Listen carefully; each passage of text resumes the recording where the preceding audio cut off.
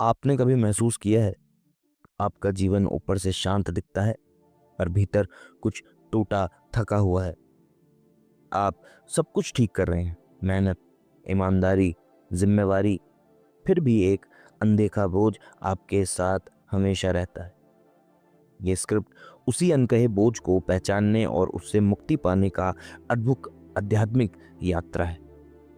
ये सिर्फ एक कहानी नहीं, एक आत्मा की व्याख्या है।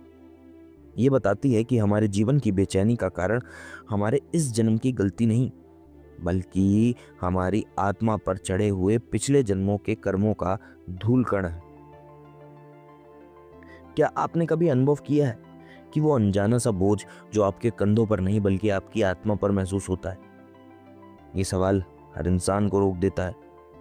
हम सबके भीतर कहीं ना कहीं ये सवाल मौजूद है। मैं सब कुछ कर रहा हूं, पर फिर भी खुश क्यों नहीं? ये बेचैनी कोई मानसिक रोग नहीं है, बल्कि आत्मा की पुकार है। ये हमें समझने पर मजबूर करती है कि हमारा भावनात्मक दर्द की जड़ सिर्फ परिस्थितियां नहीं है, बल्कि अतीत के कर्मों की ऊर्जा है जो अभी भी हमारे भीतर कंपन कर रही है। एक अनंत पुस्तकालय जिसमें हर किताब आपका एक जन्म का लेखा जोखा रखती है। हर जन्म एक किताब है और हर किताब में लिखा है आपने किसको दुख दिया, किससे प्रेम किया, कहाँ झूठ बोला, कहाँ सत्य निभाया। ये विचार दर्शक के मन में कर्म के सिद्धांत के दृश्य के रूप में उतार देता है। फिर आता है सबसे शक्तिशाली तर्क, अगर स्रोत ही गंदला है तो नल में साफ पानी कैसे आएगा? यानी अगर आपके पिछले जन्मों की ऊर्जा नकारात्मक है तो वर्तमान जीवन में चाहे आप कितनी भी कोशिश करें, शांति नहीं मिलेगी। ये एक गहरा कर्म दर्शन है। हमारी आत्मा पर जमा पापों का मैल हमारे असली स्वरूप सत चिंत आनंद से दूर कर देता है। अब लेखक बताता है कि इंसान इस बोझ को हल्का करने के लिए क्या क्या करता है।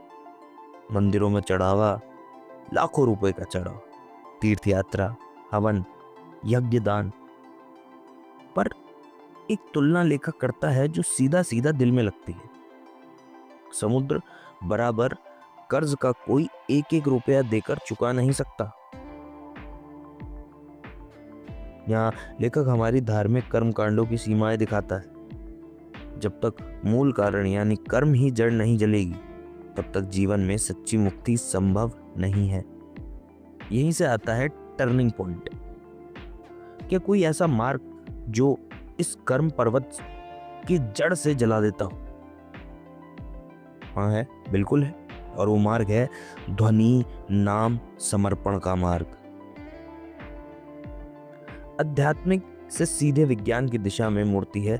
लेखक बताता है कि सृष्टि की रचना एक ध्वनि से हुई है, ओम से। हर परमाणु कंपन कर रहा है, हर चीज में एक नाद है। ये अध्यात्म और विज्ञान एक दूसरे से उसको जोड़ता है। लेखक कहता है कि पाप कोई घटना नहीं, बल्कि नकारात्मक ऊर्जा धनीभूत की परत है।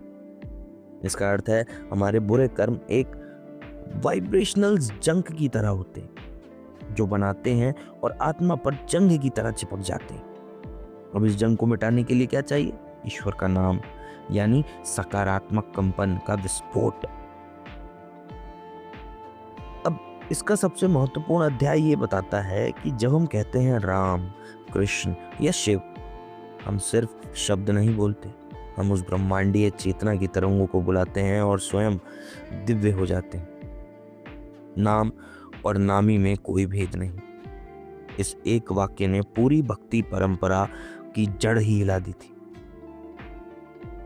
राम नाम का अर्थ है धर्म और करुणा की ऊर्जा, कृष्ण नाम का अर्थ है आनंद और प्रेम की ऊर्जा, शिव नाम का अर्थ है विनाश और पुनर्जन्म की शक्ति। इस स्तर पर आपको समझ में आता है कि भगवान का नाम एक ध्वनि मात्र नहीं, एक कॉस्मिक कोड है।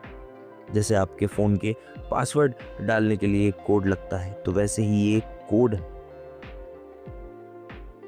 अब सिर्फ 5 मिनट के अभ्यास से जो आपकी चेतना बदल सकता है।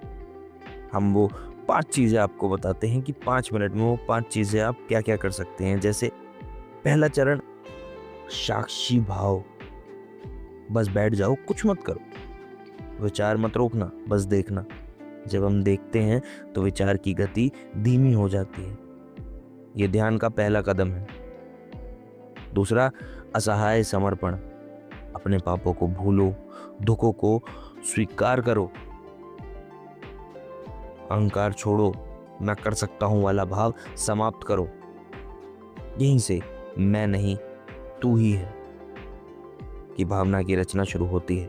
ये पल आत्मा को विनम्रता सिखाता है। तीसरे और चौथे मिनट में हृदय से पुकार। अब ईश्वर को बुलाओ, पर शब्द नहीं, हृदय से। कल्पना करो हर सांस में रा और भीतर जा रहा है माँ। ये राम श्वास का जाप है। इस क्षण में मन, आत्मा और नाम एक हो जाते हैं। ये भाव पापों की ऊर्जा को जला देता है। अब 5वें मिनट में बस शांत रहो। कोई जाप नहीं, कोई विचार नहीं, बस हल्केपन को महसूस करो, जैसे सदियों का बोझ उतर गया हो। ये वही स्थिति है जहां आत्मा का असली स्वरूप चमकने लगता है। लेखक इस अनुभूति को आनंद, शांति, एनलाइटनमेंट के रूप में वर्णन करता है। अब आजमिल, वो पापी जिसने जीवन भर कोई अच्छा कर्म नहीं किया, पर मरते वक्त नारायण कहा। नाम की शक्ति उसके पापों ने तुरंत भस्म कर दी। यह उदाहरण सिद्ध करता है कि सच्चे भाव से लिया गया नाम किसी भी कर्म के बंधन को तोड़ देता है। अगर ये 5 मिनट का अभ्यास रोज किया जाए तो इससे ध्वनि और चेतना में विज्ञान की बढ़ोतरी होती, क्योंकि नाम जब एक साइंटिफिक एनर्जी की कॉलिंग प्रोसेस है। आपको कुछ छोड़ना नहीं, बस अपने लिए 5 मिनट निकालने। ये वाक्य आधुनिक जीवन की सच्चाई से जोड़ता है। जहाँ लोग ध्यान या साधना के लिए समय नहीं निकाल पाते, लेखक कहता है कि ईश्वर का नाम सबसे सुलभ साधना है। न मंदिर चाहिए, न पैसा, न कोई गुरु, बस भाव चाहिए। और अंत में आता है प्रेरक। अगर आप ज्ञान आपके भीतर रोशनी लाया है तो इसे आगे बढ़ाइए, क्योंकि एक शेयर किसी की भी जिंदगी बदल सकता है। ये सिर्फ वीडियो नहीं, ये एक आपसे अपील है कि अगर कोई जीवन में परेशान है, किसी को तकलीफ है, किसी को दर्द है, कोई अपने जीवन में किसी भी चीज़ से परेशान है, तो उसको ये वीडियो मदद करेगी जीवन में आगे बढ़ने में, पॉजिटिविटी को अपने जीवन में लाने के लिए। ये पूरी स्क्रिप्ट 3 प्रमुख स्तरों पर चलती है: दार्शनिक स्तर, वैज्ञानिक स्तर और भक्तिमय स्तर। ये स्क्रिप्ट ज्ञान, विज्ञान और भक्ति का ऐसा त्रिवेणी संगम है जो हर वर्ग को, श्रोता को जोड़ सकता है, चाहे वो तर्कशील हो, भावनात्मक हो या आध्यात्मिक साधक हो। स्क्रिप्ट सुनने के बाद दर्शक खुद से 3 सवाल जरूर पूछेंगे कि क्या मैं वास्तव में अपनी आत्मा की बात सुनता भी हूँ? क्या मैं अपने पापों को कभी स्वीकार करता भी हूँ? क्या मैं प्रतिदिन 5 मिनट ईश्वर को समर्पित करता भी हूँ? अगर इसका उत्तर हाँ है, तो वो इस वीडियो का उद्देश्य समझ गया होगा और आत्मा को उसकी जड़ों तक वापस ले जाना चाहिए। ये स्क्रिप्ट केवल आध्यात्मिक व्याख्यान नहीं, बल्कि एक ध्यान सूत्र है।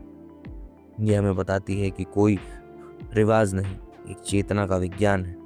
जब आप ईश्वर का नाम भाव से जपते हैं तो ब्रह्मांड उस तरंग से जुड़ जाते हैं आपकी एनर्जी को लेकर और अंधकार को मिटा देते हैं। जैसे सूर्य उगते ही अंधकार मिट जाता है, वैसे ही ईश्वर के नाम के उदय से करोड़ों जन्मों के पाप भस्म हो जाते हैं। याद रखिए, ईश्वर के नाम को वो अमोघ बाण, वो अमोघ चीज है ऐसी जो आपके कर्मों को 2 मिनट के अंदर अंदर मिटा सकती है। बस जागृत रहिए, आनंदित रहिए और आत्मा के इस 5 मिनट के पाप मिटाने के प्रोसेस को प्लीज अपनाइए। अगर आपको ये स्क्रिप्ट अच्छी लगी हो तो प्लीज कमेंट में जय श्री राम लिख के भेजिए। धन्यवाद।